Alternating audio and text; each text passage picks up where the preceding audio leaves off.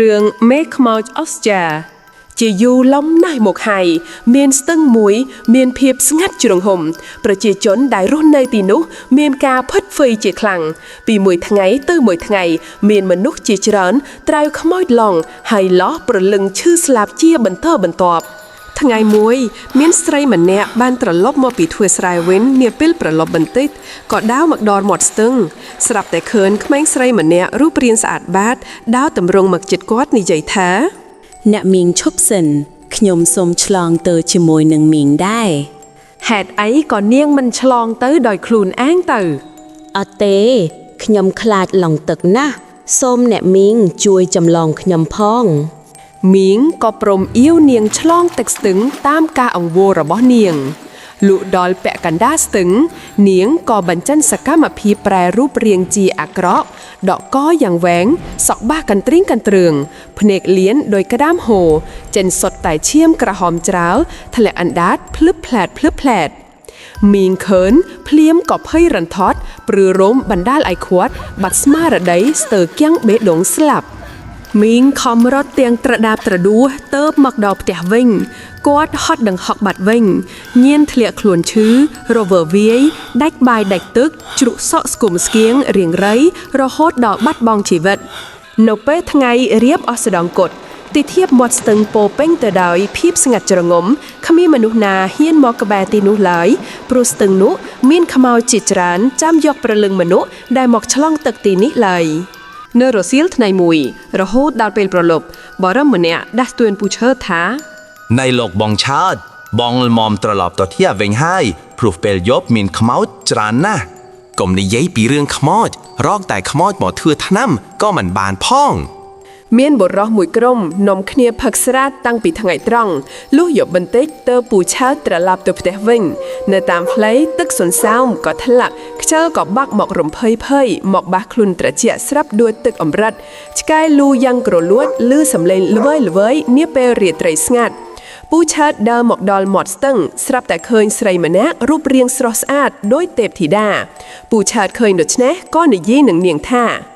នាងហេតុអ្វីក៏នាងមកអង្គុយនៅទីនេះ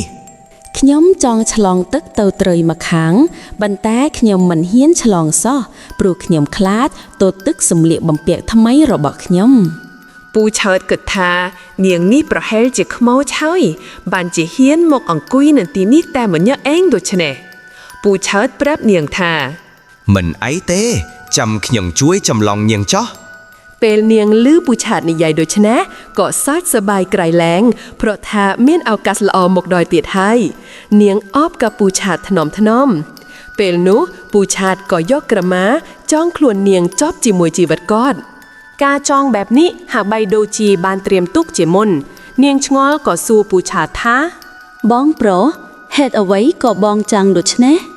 បាទអ្នកនាងខ្ញុំចង់ឲ្យជាប់ព្រោះខ្លាចនាងធ្លាក់ទឹកលុះពូឆើតឆ្លងដោកណ្ដាលទឹកស្ទឹងស្រីស្រស់ក៏ចាប់ផ្ដើមបញ្ចេញសកម្មភាពដាក់ពូឆើតភ្លាម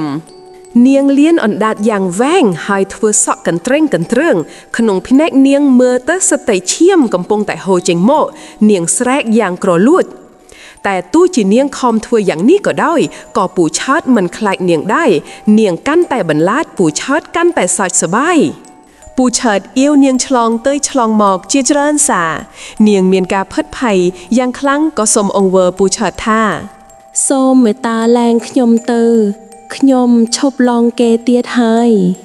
ទោះជានាងខំនិយាយយ៉ាងណាក៏ដោយក៏ពូឆើតមិនព្រមស្ដាប់ពាក្យអង្វររបស់នាងដែរនាងខំប្រើមធ្យោបាយគ្រប់វិធីទាំងអស់នាងស្រែកលួនលឺរំពងគួរឲ្យខ្លាចតែបរោះនោះចិត្តរឹងដូចថ្មគឺគិតតែដើររហូតដល់មេឃចិត្តភ្លឺនៅតែមិនព្រមឈប់ទៀតក្រាន់តែឃើញផ្ទៃមេឃក្រហមព្រៀងនាងរឹតតែភ័យមិនដឹងធ្វើយ៉ាងណានាងក៏ប្រែកាឡាខ្លួនជាដុំឈើមួយកង់ពេលពូឆើតមកដល់ផ្ទះវិញគាត់ក៏យកដុំឈើនោះមកស្ទុះជាបន្ទះស្ទើងរំពេចនោះស្រាប់តែមានហូរឈាមចេញពីសម្បកឈើពេលនោះពូឆើតក៏យកបន្ទះឈើនោះមកត្រាំស្រាផឹកពេលពូឆើតចេញដើរមកក្រៅម្ដងពួកខ្មោចទាំងនោះនាំគ្នាស្រែកថាពួកយើងនាំគ្នារត់មនុស្សស៊ីខ្មោចមកដាល់ហើយ